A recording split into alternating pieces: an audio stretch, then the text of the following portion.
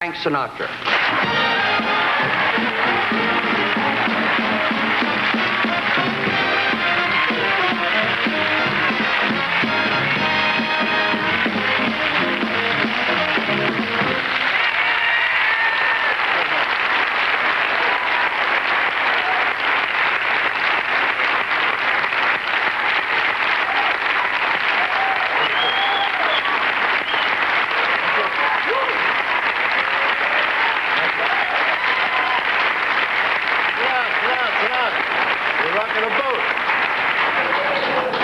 If you're going to have a guest, have one. Thank you for being here. Thank you for showing up. I knew you would. And it's a delight to be with you like this. It's water. You want Diet Coke? No. No, I don't blame you. I'm so delighted you could be with us, Frank. I'm delighted to be with you, Jerry. You know that. And I hope that you have a big, big success with this series you're going to do. Thank you. Thank you. I think we will.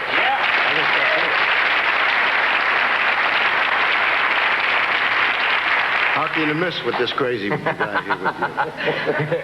We're going to get him a rubber room and his own turnstile. Frank, I don't think that the public knows. It's almost trivia, but you've never done a talk show. Nope. And if you take too long, I'll never do another one.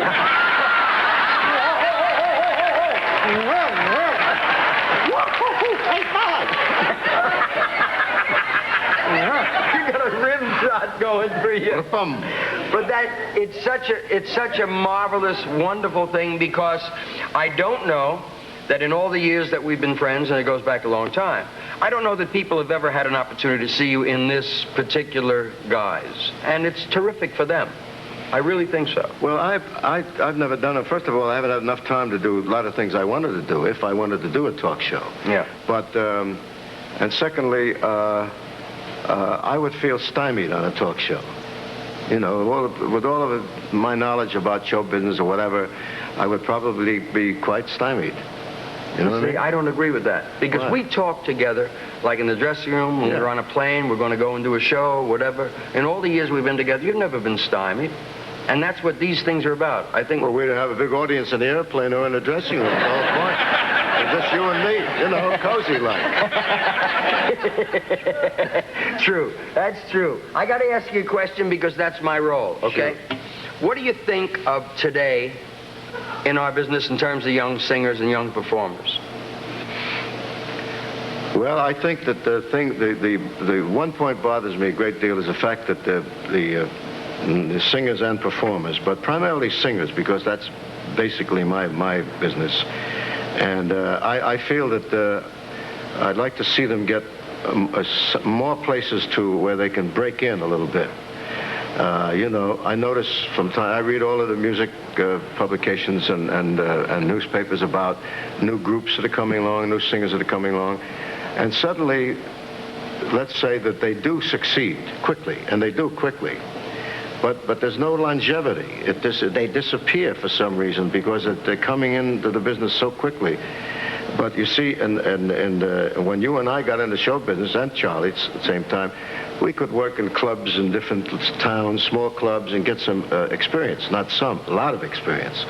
And I think that a lot of the kids today are lacking that, and it's a shame that they're lacking it, because there's no way that we can see how far they can go, how much they can grow in what they do. Yeah. Because they're gone before we realize what their potential. I think George Burns said it brighter than I'd ever heard. He said, "There's no Why place." did you ask me the question? What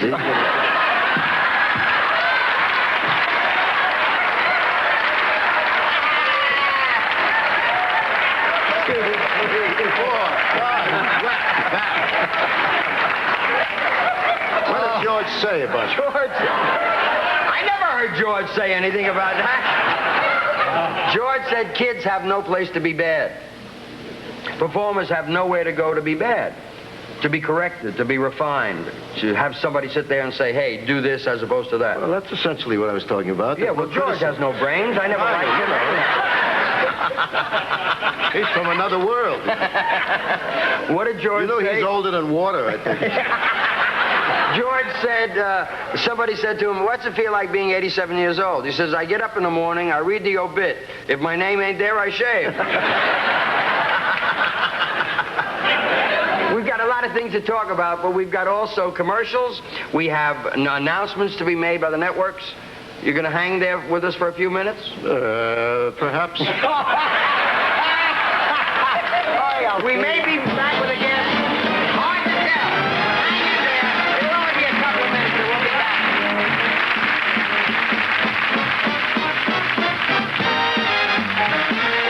back. Welcome back, ladies and gentlemen. We're back with my guest, Mr. Frank Sinatra, Charlie Callis, and I want you to know what friendship is.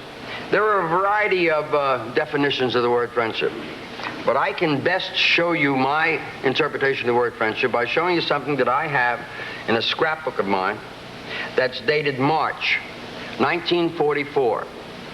It was the year that all America was waiting for. It was the year that Frank Sinatra did his first film called Higher and Higher. It was the year that I saw Higher and Higher 67 times. Because I was appearing at the Earl Theater in Washington on the stage with the film Higher and Higher. There's the ad as printed in the Washington Post, 1944. Loosen up so you can see my damn name, Artie, for crying out loud, which is here somewhere.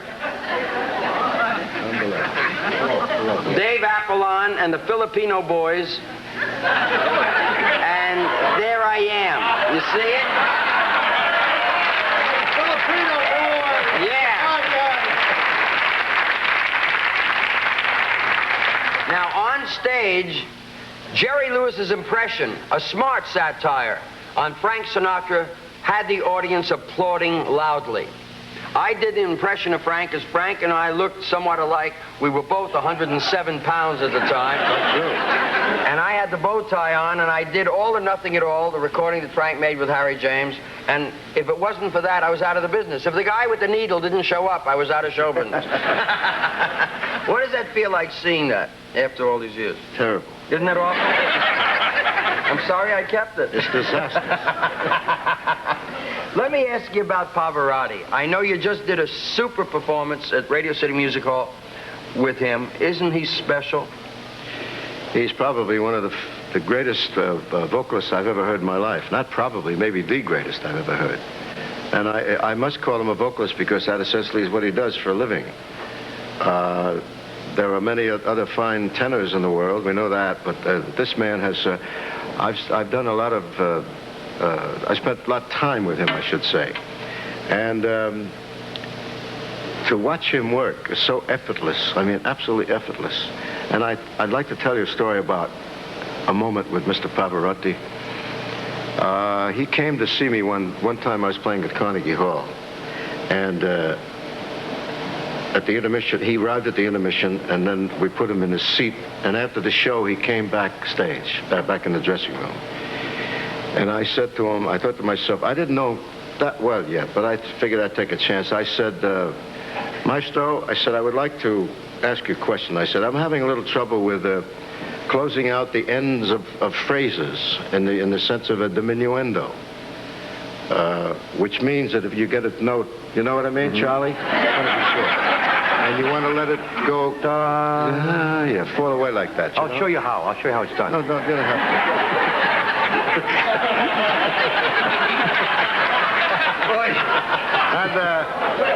Anyway, he was listening to me, and I explained the whole thing to him, and I said, I wondered whether you could help me in teaching me how you just get rid of the note gently. He said, it's easy. You're just to close up your mouth. That's what he said.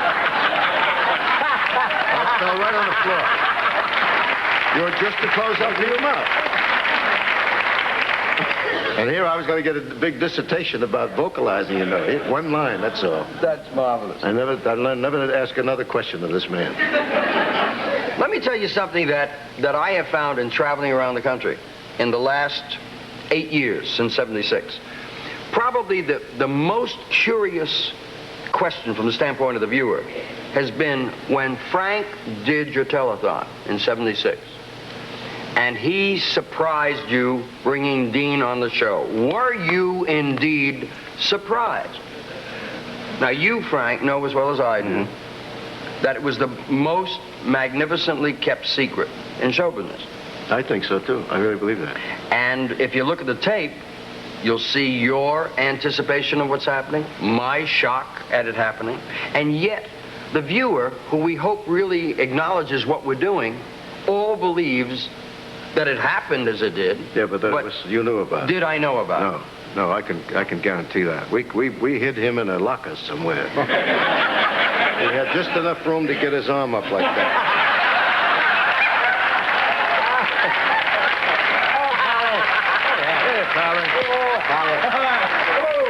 And when he called me Pally, and I said he still don't remember my name. And I tell you, so we didn't bring him on when we did. We left him in there. We would have carried him on.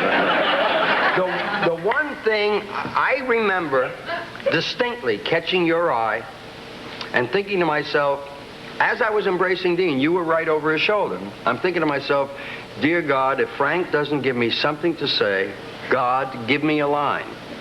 Something. And we're embracing, and if you remember, when we broke the embrace, I said, you working? It was like a gift from God, because you had to say something under those circumstances. Well, you must have watched my lips, because I was saying that to you.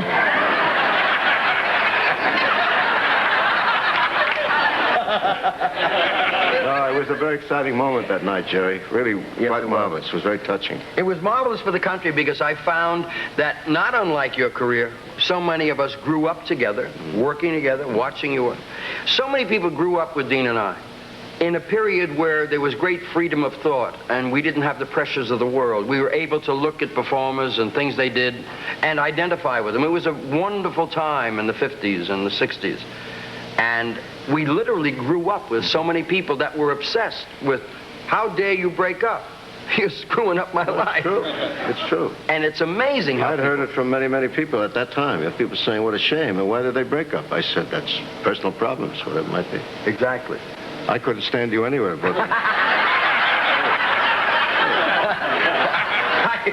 I also have a picture of Frank and Dean and I at the Copa, New York, where you're wearing a fez. I don't know why the hell you were wearing a fez. There was a convention in town or something. Probably loaded or something like that. Yeah. You and Jack Eigen, Dean and I, and the next night, it was Dean and I, Jack Eigen, and Al Jolson. Oh. Great pictures in that scrapbook. Oh, that's not the other singer you did. Yeah, remember? He should have been with a band. He was also good. He never had the training with a band. Let me tell you how lucky you people are. You've seen it first tonight, not only in television, but you've seen it first that you had time to share with a marvelous, beautiful human being and my dear friend, Mr. Frank Sinatra. Thank you, Frank.